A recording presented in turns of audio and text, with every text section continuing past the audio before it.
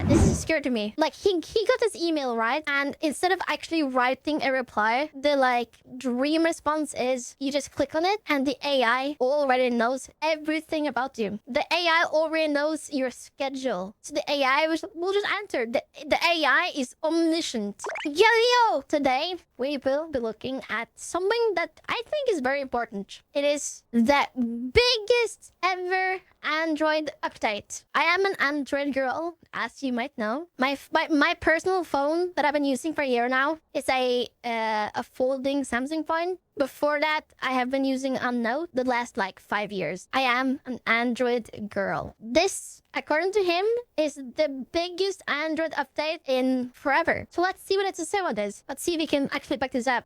Hyped up this week's Pre-IO Android show as the biggest updates to Android ever, which is a really high bar to set. But they then went on to announce a bunch of stuff from I like this. I know people hate AI. I use it very often for stuff like set a timer. Okay, Google, set a timer for 15 minutes. Or okay, Google, wake me up at 11 a.m. It works perfectly. It's amazing. I love it. I'm sure that Siri works the same way, but so far, I like it. Android 17 to a new Android Auto to Google Books, not to be confused with Google Books. So I'm going to show you what's good, what's new, what's meh, and what's a bit overhyped, I think. So I'm gonna start with Android 17, just because every year, updates to Android get smaller and smaller and more incremental. So I was really curious to see what they were gonna get so hyped about. This year, it's not a visual redesign, but there are some added features, and then there's some Gemini stuff sprinkled on top.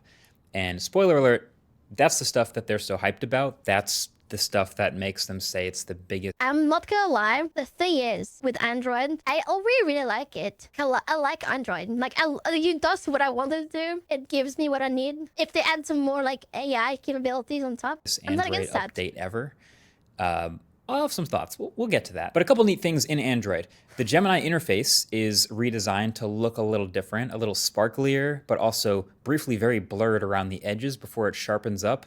But it also says concept UI subject to change. So I guess I shouldn't go too hard on. The thing for me with the AI, what if I'm using AI, it's because I'm hands off. It's like my phone is in my drawer on the charger. I don't want to pick it up and do something, so I'll just ask it to do it, and it works so well. Like, I don't even care what the UI looks like, to be honest. I do use it sometimes for translating, because I have been uploading more and more to Bilibili, and on the Bilibili, it's all in Chinese. So I'll go often, very often. I'll go, okay, Google, please translate this page, and it'll do it flawlessly. On this just yet. Autofill will expand to be better by including information that it can parse from other Google services like Gmail, Wallet, Photos, etc. So it can already, put in your name and address and the classic stuff, phone number when it fills out forms. But let's say you're filling out a weird form that also is asking for your passport number for some reason.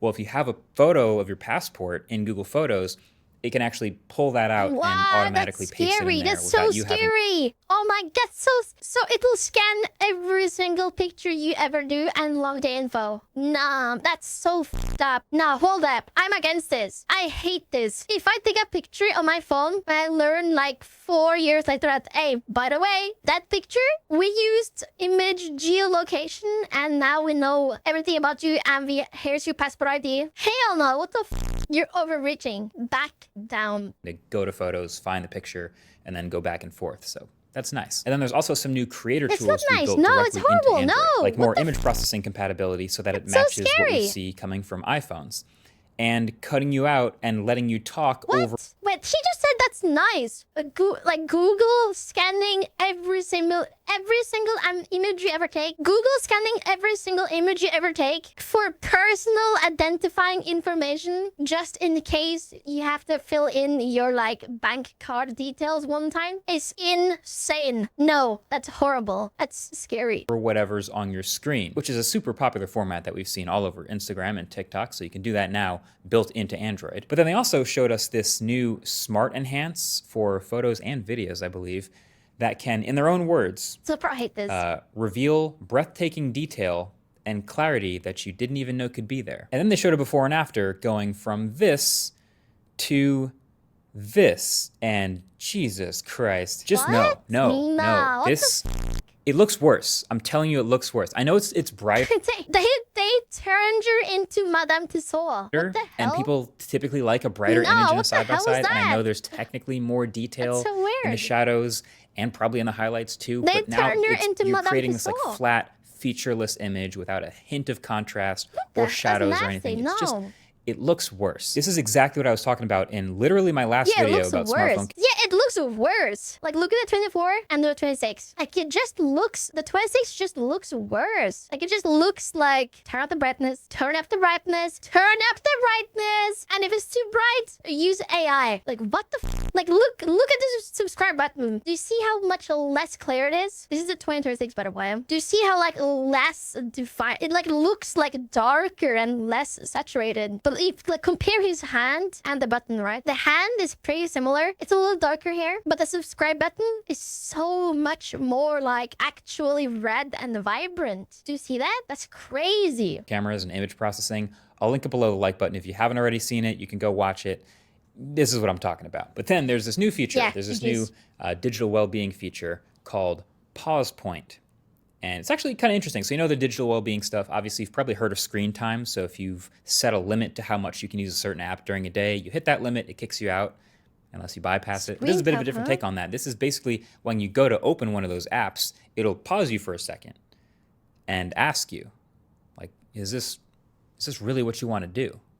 Is this how you want to spend your time right now? It can even give you various prompts like taking a deep breath. I will get out there, man. Or showing some different apps. I wish I could do like more serious one. Was like, hey, Jim Aubrey spent 45 minutes today on TikTok. Let's put it down. Let's kill TikTok until tomorrow. Because that's what I need. That's what I need. I need my phone to just be like, hey, you've been in bed for 1 hour now. You can't use YouTube, TikTok, Twitter, Reddit, Instagram. It's all dead. That's what I need. Like, I need a damn phone after 1 hour. How, like, if anyone knows how to do that, please tell me. Apps that you can open instead, or literally swipe through some custom photos to remind you to go touch some grass, along with showing how long you've already used this app today, which is hilarious. I don't know if this is going to work any better than the other screen time tools, but it's different. It's a different take on it, so I'll give them credit for that. We'll see. It's interesting. There's some other more expanded emojis, and there's also better speech-to-text called Rambler. I don't know why they name it, but it's just better. It removes a lot of filler words like ums and uhs and likes, and neatly stitches together everything you said into a single coherent thought, which is nice. We don't exactly know when all these features are actually coming out, but they did do the thing that they've done many times in the past at a Google presentation, which is they say this will all be available first on Samsung Galaxy and Google Pixel phones. They've done this many times before, but it'll be later this summer. So whenever they do come out, those will be the first devices to have it. Then there's the AI stuff too, the Gemini stuff. Here we go. And I expect to see a lot more Gemini on stage next week at Google I/O, but there's already some big stuff here, and they're calling a lot of it Gemini Intelligence and branding it as a new intelligence system, which is really becoming a very Google thing to do, which is like giving it a new name, even though it's just some new features and updates on top of what already exists. But the idea is Gemini is going to be using what it knows about you across the system and across a bunch of other Google services to be able to help you out. And it's agentic. So it can actually take actions for you and do things on your behalf if you ask it to. Now, I know agentic AI has been a pretty big focus of a lot of these models. No, wait, do what on my behalf? Send an email or like pay my bills? Some very big difference. And systems, for especially the past year or so. And Google is making some pretty big promises about what it wants these things to be able to do, but I'm not sure how I feel about some of these promises, to be honest. Like one of the promo videos has this scene in it, right? So a guy just walks up to take a picture of a concert promo poster, texts somebody about it, and then they agree they want to go. So Gemini Intelligence pops up this button that says, book 2 floor seats to this concert, and you click it, and then it just says, buying tickets, and then tickets purchased. And Whoa! How to lose $1 billion? What the Wait, what? You click the book 2 floor seats, this concert button, and just charge your account for 2 seats. And you have no idea. Is it $50? $100? $2,000? $8,000? $28,000? You don't know. Concert, and you click it, and then it just says buying tickets, and then tickets purchased. And that's it? That's the whole thing, that I You feel just like killed that can't be the whole thing, you right? just But this killed me. isn't new. Like, this has always been a challenge to these like promo videos. They're trying to make an ad with like the most relatable, convenient thing that you want AI to do for you. Oh, help me plan my vacation to Italy. Give me an itinerary, and then I'll just follow it blindly. But I don't trust AI to get that all right. And maybe it's just because I've seen previous Yeah, generative AI me things either. get And no one stuff should. No wrong in one the past should. or hallucinate insane things like we've talked about. But I don't think there's going to be a one-click buy In me 10 years, I these will. floor seats at a In 10 years, concert I will. button that I would trust. In 10 years, if we have had like 8 years of like constant reassurance of the AI, be like, oh, I have your best interest at heart. Like after 10 years of it being like, I will get you the cheapest tickets possible always, you know? After that, maybe I'll try it, but this is very scary. Press, and it'll get everything right. Everything right. It's going to get the right seats. What if it gets the wrong dates or the wrong venue or the wrong, what if the price is not what I expected it to be? So I tweeted this just to make sure I'm not insane, you know, asking if anyone else would trust this. And about 99 out of every 100 replies were just like, absolutely not. I would also not trust this button. One of the replies, though, was Dieter Bohn from Google saying there should actually be more steps in the checkout process. They couldn't fit it all. Then why wouldn't they show us that? This is so bad. Hey, by the way, there are more steps. We would never do this. Yes! If there were more steps, yeah. If they showed me like, hey, it's gonna be $185. These are the seats. This is the day. This is the transport. Yeah, maybe I'll go for it then. But that's not what you showed me. You just said like, boom. We just drained your bank account for 2 mega VIP seats because those were on the seats later. The promo video. And I would really like to see these steps, right? Because maybe it still would let me like pick the date and verify the exact location and make sure everything's correct and set a price that I'm willing to pay. In which case, it let me do all the same stuff without having to go to the Ticketmaster website, which honestly is that's still a win. But until I see that whole flow. If they can get this working really smoothly, where it's like I click one button, then I get all the info being like, this is the day, these are the seats, this is the average seat price, this is how much you're paying, this is the concert, and all like this info, and like one button being like proceed to purchase. Yeah, I'd love that actually. That'd be amazing. If I could just open my phone and be like, buy me tickets to Rammstein, and it would just buy me the ticket, even the flight and transport and everything, and at least show me like the itinerary. Yeah, that's amazing. So I'm definitely in the skeptical category because as of right now, this counts as like advertising a thing, a one-click thing that doesn't actually exist. But Gemini Intelligence will also let you make custom widgets, which I thought was really convenient. Like literally just a temporary widget for something like a trip you're about to be on or some event you've got coming up, where again, it sorts through everything it knows about that trip through the services it's connected to,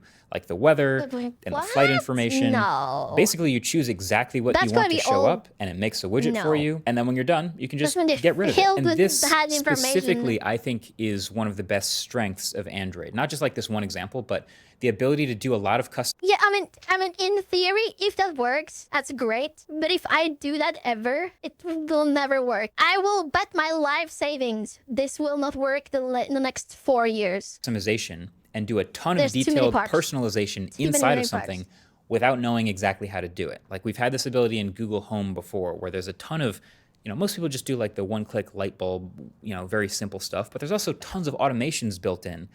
And if you don't know how to use it, you might never touch it.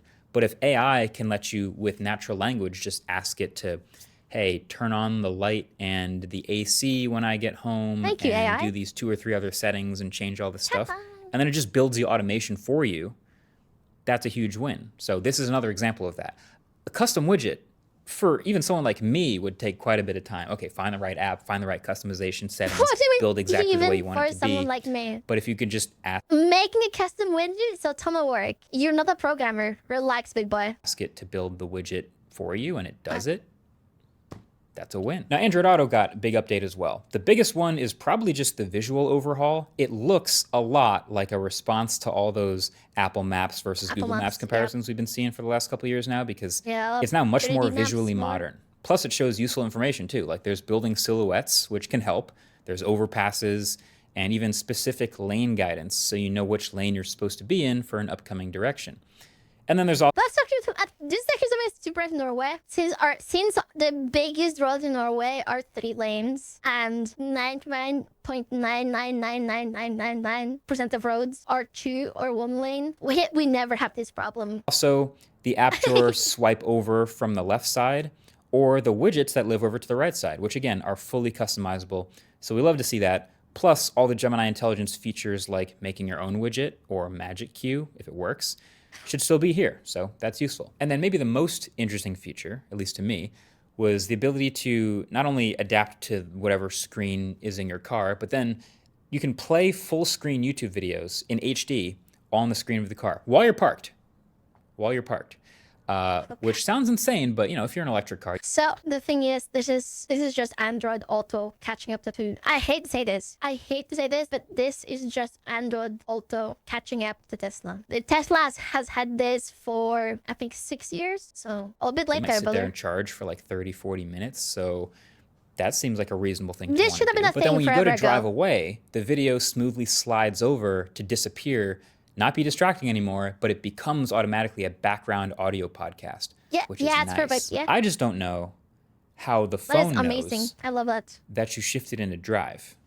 Right? Because the video, it kind of implied that you shift into drive and then the video goes away. And maybe it can use your GPS. It's not. I think you're misunderstanding, Mr. Markiplier. This isn't a screen share of your phone. This is Android in the car. And the car knows when it's driving. The car gets the signals when you press the accelerator, right? This is not just your phone mirrored onto your screen. Data to understand that you're moving and it'll eventually go away, but it's just, I'm not sure how seamless that will be. We'll see. Also, if you don't have YouTube Premium, does it still do background play, or do you need YouTube Premium for that feature? Oh, and they're also expanding AirDrop support from Android to iPhone with a bunch of new devices. You love to see it. Can't wait to AirDrop a photo from my OnePlus 15 to my MacBook Pro. It's gonna be great. But then last but not least, they showed us the beginning of a totally new product category Here we go. called Google Books. And it's just Chromebooks, but with an update. So they had to rename it. See, a lot of the demos they showed for these Google Why'd they Books do this? looks a lot like the Chrome OS we already know and love. It's got the Why? browser, the tabs, but we also can run Android apps. And of course, it can still do all of the Gemini intelligence stuff that we just saw, like custom widgets. So that's all very convenient. It's just big a new more feature really expensive is the Chromebook. It's just a more expensive Chromebook with less capabilities than a Windows PC. AI-enabled cursor. So you Jeez. wiggle that cursor, and it lets you turn it into essentially a multimodal portal for Wait, all what? things Gemini. It's really neat. So you can click on an image to learn AI-powered more about cursor. it. Or even click on multiple images, drag them you together, win. and then combine them with nano. You win, Google. Let's spin up another 40 football field size data center that needs its own personal nuclear power plant. Let's do it. Banana, Spin it up. and it will visualize those images all combined together. It just kind of lets you click around and do whatever you want in Gemini land. Click on some Disaster. text to draft a reply to it or learn more about that text. It's a genuinely very smart idea, since the cursor is like the one universal thing everybody understands. Making Dude, that it's magical. crazy. Do you see that? I'm gonna go back a little bit. Like, this is scary to me. Like, he got his email, right? And instead of actually writing a reply, the dream response is you just click on it and the AI already knows everything about you. The AI already knows your schedule. So the AI will just answer. The AI is omniscient. Because he clicks on this and look what it says. Click on some text to draft a reply to it or I'm in town on May 19th. So the AI knows where I am on what day exactly. Which is is the goal just complete surveillance where they just know everything about me always? So I don't have to actually think for myself ever. I get an email being like, hey, do you want to go to the movies later? I'll just click on the link. I'll say, no movies later. I actually have a date with X and Y. What? Is the AI supposed to know my complete schedule forever on every single day for learn more always? about that text. It's a That's so genuinely very scary. smart idea, since the cursor is like the one universal I thing mean, everybody understands. Making that it's magical smart, and super I convenient, guess, I think levels this but thing it's up. Now, the really way they described scary. it, Google Book is not just like a single laptop made by Google, like you would think. It is more of a new generation of Chromebooks made by a couple different manufacturers. They said HP, Dell, Lenovo, Acer, and Asus. And the way you'll know it's a Google Book and not just any Chromebook, premium craftsmanship. and the glow bar. On the back, there's this really sick RGB glowing bar. I don't think they said the lights actually do anything else. Like, they said they'd be functional, but they didn't say what any of those functions would be. Like, I think a battery indicator would be cool, like turn green when it's done or give me notification light, but they didn't say any of that. It's mostly just... The thing is, this sounds cool. This is something I would use once and never again. A light bar on my PC, what shows my battery percentage, I would get it maybe twice, ever. Like, what? There's like some like weird like branding shit no one really actually wants. Looks cool. Hopefully the things don't end up being much more than $1,000. Otherwise it might be a... More than what? A Chromebook for more than $1,000? Sorry, Marquise, what the f are you talking? A Chromebook for more than $1,000. Their one selling point. The one selling point of Chromebooks is them being cheaper than normal PCs. And I'm buying a laptop for over $1,000 and it's a Chromebook. GG's. GG's. Alright guys, thank you so much for watching the video as always. I might sell my Android phone and just buy iPhones from now on. Because what are we doing? Genuinely, what are we doing? I love you guys. Leave in the comments below what PC you have and what phone you have. And I will see you tomorrow. I love you. Bye.